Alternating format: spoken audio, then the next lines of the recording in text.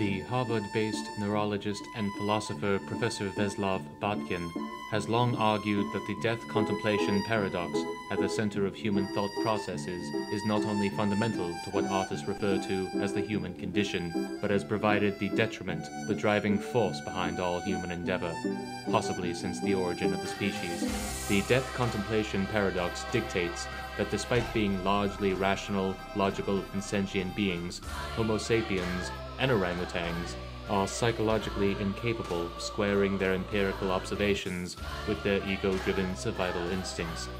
We observe that everything dies.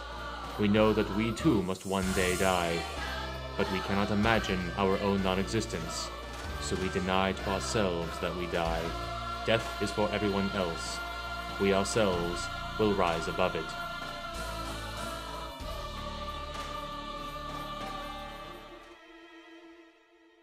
Botkin claims the ineluctable friction between these two opposing notions is irreducible, and that any efforts to completely rationalize the human mind are doomed to failure. Botkin points to the ancient Greek rationalist thinkers, Plato, Socrates, those founding fathers of Western philosophy, who questioned the existence of the gods. No matter how much they wrote on the subject or how many people read their tracts, the Greco-Roman religions were not ultimately replaced by logic or secularization, but by the equally irrational systems of Christianity and democracy. Professor Botkin also points out that the most celebrated of rational minds contain the most absurdly irrational drives. Pythagoras believed it was wrong to eat beans, for they contained within them human embryos. Einstein had a peculiar sock thing going on. And in a press conference in 1982 to discuss the direction of social policy, Botkin admitted his own irrational belief that he had tiny blue-tinged leprechauns living around the rims of both his nostrils that fed on his bogies and controlled his thoughts with some kind of mind ray. It can be no coincidence that one of the people in attendance at that press conference was the Canadian raconteur, polymath, sometimes comedian, and future star of Ghostbusters, Rick Moranis. The free-thinking Slovakian film director Ivan Reitman, himself at the time a committed rationalist, was initially disturbed by Botkin's observations and resolved to disprove them through the medium of the art house cinema. Yet slowly he conceded Botkin was correct, and decided instead to popularize the professor's ideas. The result of Reitman's conversion was his masterpiece of 1984, Ghostbusters. Ostensibly set in the city of New York, this is Reitman's most personal film. Ghostbusters is science versus superstition, the Greek logos against mythos. Ivan Reitman's own inner struggle writ large on the big screen, and no less than an encyclopedic retelling of the history of humanity since the Italian Renaissance.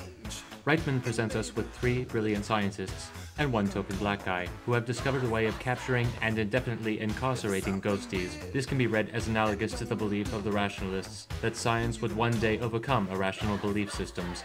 Religion and superstition, Reitman tells us, never provided us with cameras, microwave ovens, proton packs, or anything with greater utility than a campfire story about people who walk around even after they are dead. The names of these scientists is no mistake. We have Venkman, a near homonym of Think Man. We have a character named Dana, which is self-evidently DNA, with an additional A. We have Dr. Egon Spengler, whose name is not far from an anagram of religion? Nope. And we have Ray Stantz, whose name probably does not mean anything unless it is a reference to those bogey-eating leprechauns and their mind ray. To begin with, everything goes well for these scientists. We begin to follow their adventures as their ghost-busting business begins to clean up the supernatural problems across the 5 boroughs. The Ghostbusters become rightly famous. People turn to them for guidance and help. Rational thought seems to be saving the day. If this keeps up, soon all the ghosts will be locked up in that little machine in the basement, and secular ideas will rule the world. This is the point at which Reitman examines his own mind, as if holding up a mirror to himself, and allows Botkin's research to shine through. For just as things seem to be going well, it becomes clear that there is an upsurge in irrationality. The Ghostbusters get busier and busier. As more and more ghosts or irrational thoughts, the mythos emerge. The more science attempts to rid the world of fables and fairy tales, the more fables and fairy tales there are in the world. The pivotal moment in the film comes during a conversation between Dr. Ray Stantz and the token black guy. The token black guy, an excellent Ernie Hudson, suggests to Stantz that perhaps the reason for all the ghostly activity is that the Bible is correct and the end of the world is coming. The audience are quietly devastated as Stantz quotes a passage from Revelation back at the token black Ghostbuster. It is at this juncture that scientific inquiry and deep-seated superstition merge, and the audience no longer knows who or what to believe. Some commentators have argued that the use of the token black guy to initiate this conversation is potentially racist. Why, they have asked, is it the token black guy who relies on superstition and begins to muddy the white character's empirical thinking? To believe this is to misunderstand the nature and meaning of tokenism.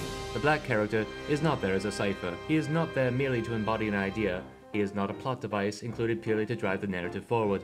He is much less than this. He is included in the film only because he is black, and the producers realized at the last minute that they had by accident created a mono-ethnic New York. As he is the token black guy, nothing he says or does matters, and there is no way, therefore, his presence could possibly be construed as racist. But I digress.